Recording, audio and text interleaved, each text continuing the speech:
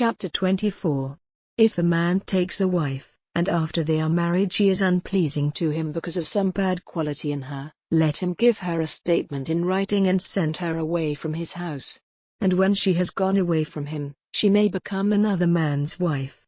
And if the second husband has no love for her and, giving her a statement in writing, sends her away, or if death comes to the second husband to whom she was married, her first husband, who had sent her away, may not take her back after she has been wife to another, for that is disgusting to the Lord, and you are not to be a cause of sin in the land which the Lord your God is giving you for your heritage.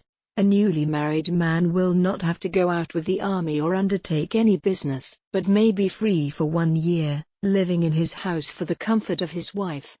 No one is to take, on account of a debt, the stones with which grain is crushed, for in doing so he takes a man's living.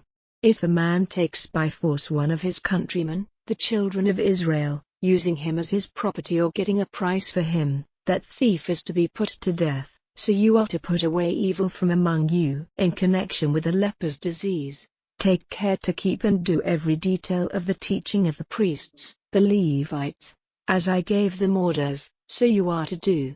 Keep in mind what the Lord your God did to Miriam on the way, when you came out of Egypt.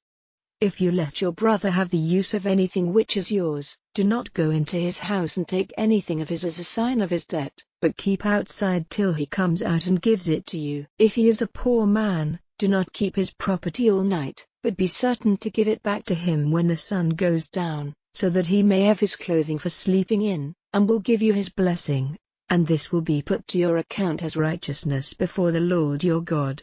Do not be hard on a servant who is poor and in need, if he is one of your countrymen or a man from another nation living with you in your land.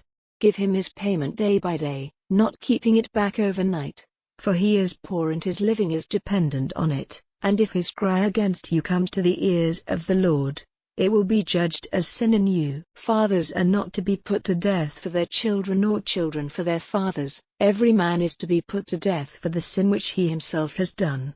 Be upright in judging the cause of the man from a strange country and of him who has no father. Do not take a widow's clothing on account of a debt, but keep in mind that you were a servant in the land of Egypt, and the Lord your God made you free, for this is why I give you orders to do this. When you get in the grain from your field, if some of the grain has been dropped by chance in the field, do not go back and get it, but let it be for the man from a strange land, the child without a father, and the widow, so that the blessing of the Lord your God may be on all the work of your hands. When you are shaking the fruit from your olive trees, do not go over the branches a second time. Let some be for the man from a strange land, the child without a father, and the widow. When you are pulling the grapes from your vines, do not take up those which have been dropped. Let them be for the man from a strange land, the child without a father, and the widow. Keep in mind that you were a servant in the land of Egypt, for this is why I give you orders to do this.